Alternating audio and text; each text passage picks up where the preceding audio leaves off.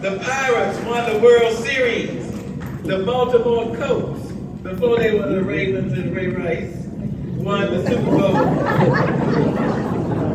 The Milwaukee Bucks won the basketball championship. And Winston-Salem's own Pam Grier was the center of the movie theater. Is it live or is it memory? Was the slogan of the day.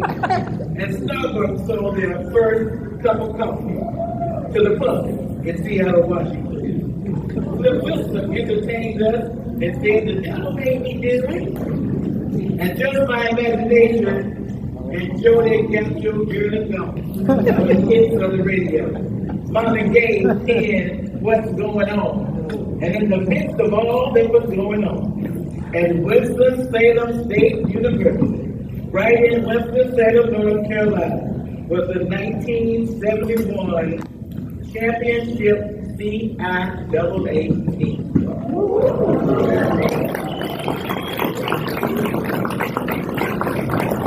Here to receive this honor for that team is Mr. Alfred Harvey, and the quarterback of that organization is Mr. Londale McClary. Let's welcome them.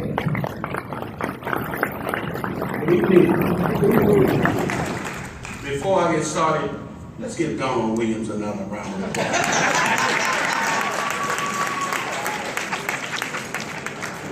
Well, I won't be before you long. I know my wife and my daughters are telling me that's almost impossible, but believe me, it's not impossible. I'm going to talk to you a little bit about the legacy of the 1971 football team. Because I know a lot of you are asking yourself, what team was it? Who were those guys? Well, I'm going to tell you a little bit about them.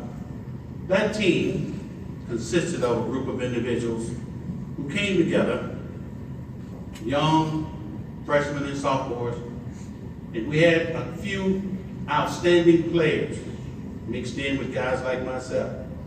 We had a fellow by the name of Londale McClary, who was our quarterback, who established every passing record in the history of Winston-Salem State football. When Londale left Winston-Salem State, he was the #1 passer in terms of yards, in terms of percentage, and in terms of touchdowns. He finished his career with over 42 touchdown passes. And here we were a rushing football team. Our starting backfield consisted of Marvin Morrison and Cornell Rock Davis. And that tandem finished their career as the #1 and #2 rushers of all time in the history of Winston-Salem State football. We also had an individual who went on to be an All-American as a wide receiver, and he established single-season records, single-game records for receptions and yardage, and he was a 2-time All-American. In fact, he was on the All-American team with Harold Carmichael and Lawrence McCutcheon and those guys. So this young man, James Jimbo Davis, was truly an outstanding football player. We also had a fellow I haven't seen in about 40 years, and I told the team today, I started to cry. Coach Bobby Garner came back. I couldn't believe it. I hadn't seen Bobby G in 40 years. Bobby G was drafted by the New Orleans Saints. You guys probably didn't know that. He was one of our first draftees in football. He went on to have a great career, and he married to a lovely lawyer, minister, Mrs. Garner. That's just a little bit about our legacy. Because when you start talking about the legacies, what you leave behind for others to follow. And our football team did that. We started what we considered to be a revolution of sorts, because we had won many football games. You consider the fact that in 1971 we beat Johnson C. Smith in a homecoming game, 18-14. I'm not going to tell you who's the star of that football game, but I'll tell you one thing, he's talking to you right now. So I want you all to know that. 27 tackles, 2 fumble recoveries, and stopped the man on the 1-yard line. No time on the clock, and we clinched that championship that Saturday afternoon. We were a football team that came together. I took a picture with my defensive line today, and I'm not paying that any attention because Robert told me I had 6 minutes. He had 3. I took a picture with my defensive line today, and it was a pleasure to take a picture with all those men. Ms. Gaines, it's always a pleasure to see you here. And when you look at your program, you'll see a picture of Coach Wallace. His wife, his lovely wife, Gwendolyn Wallace, took that ad out. She's in California with her son, Kevin. Coach Wallace was a tremendous gentleman, and he was a strong force in our lives. And believe it or not, ladies and gentlemen, this team, this 1971 team, truly deserved to be recognized as the very first championship team of any caliber in football in Winston-Salem State University's history. Long and storied history. And I can say that because I coached them 77, 78 team, first team that made it to the NCAA Division II semifinals, and I coached the women's basketball team that won a championship as well. So I'm well equipped to know what champions are all about at Winston-Salem State University. And those men who represented that 1971 football team truly represented champions. And I'm going to leave you with a song that we started. I'm not going to sing it, mind you. I'm just going to say this. This is a song that they still sing today at Winston-Salem State that was started by that 1971 team on a bus that broke down as we were heading to play North Carolina Central, our #1 rival at that time. We never could beat them, so I don't know how we were a rival to them. We never could beat them. But that song just had a few little words that said, I would not be an eagle, I'll tell you the reason why. I've been a ram all my life, and I'll be a ram until I die.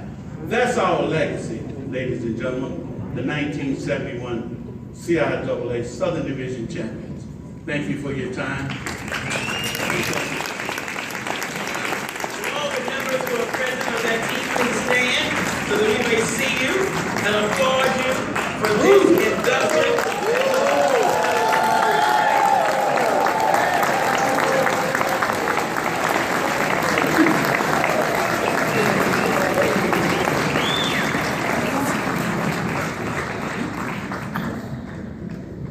Thank you. One day, you want to say something? I can't always shout out hard. Harvey's been everywhere with me like that. Telling me what to do, and he looked out for me. First of all, I'd like to thank you for giving me a couple minutes of whatever speaking on behalf of our team, whatever. Harvey was speaking on the individuals. I'm going to speak on the individuals that had an impact on my lives during that particular time. First, for the special occasion that we're enjoying here today, I'd like to thank the Hall of Fame Committee for acknowledging and honoring the 71 team. As Harvey said, the first of football champions at Winston-Salem State University. In some of our hearts, we felt it's been a long time coming, but at the same time, we thank you. For me and others alike, we would like to say a special thanks to the late Harold Coco Clausen. He alone worked with the athletic department and administration, found scholarship offers for over 20 athletes in various sports this particular year. For many of us, he served as a mentor, advisor, friend, and even father figure throughout his life. For all he did, saying thank you has never been enough. Happy and excited to have the opportunity to go to college for most. It was more exciting to be part of a group of guys, not only who were your teammates, but become your friends for life. We were a team of mostly incoming freshmen, second-year players, and a few veterans from various areas, all competing for various positions. We will always remember times of Coach Wallace betting Coach Holman of what offense or defense couldn't do against each other when we competed. The bet usually was a candy bar, a Baby Ruth as I remember. We'll always remember Wallace and Holman in a belt and paddle frenzy at halftime against Elizabeth City State because we were only winning by 6 points. Something that would be on ESPN today. Remembrance is that of the past, And in the past, the school has won numerous titles and championships, even playing for a national title, which is a tremendous feat and honor. We congratulate those past champions and all they accomplished, but we have to go back to those nearly 40 years and congratulate those players and coaches on being the Southern champions.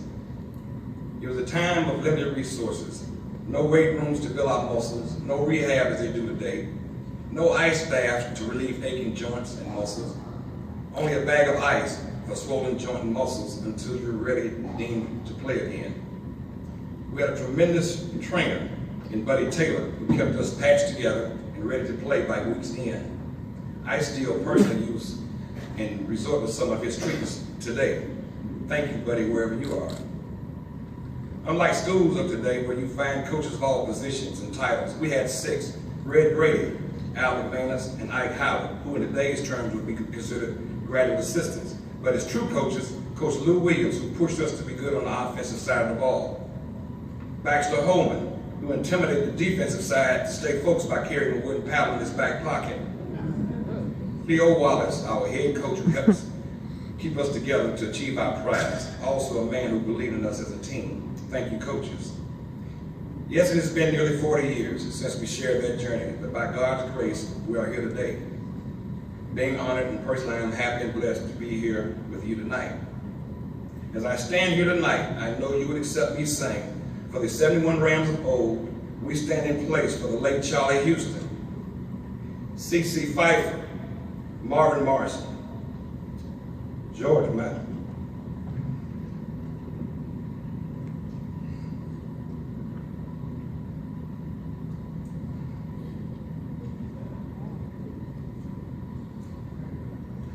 Gerald Todd, Coach Wallace, Coach Holman, and the man himself for whom this all is in honor of, Clarence Big House Gaines, our biggest supporter and father figures to us all.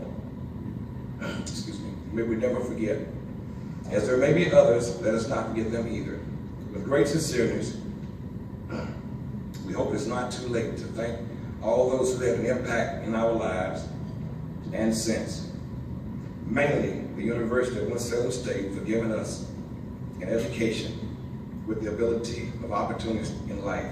We thank you.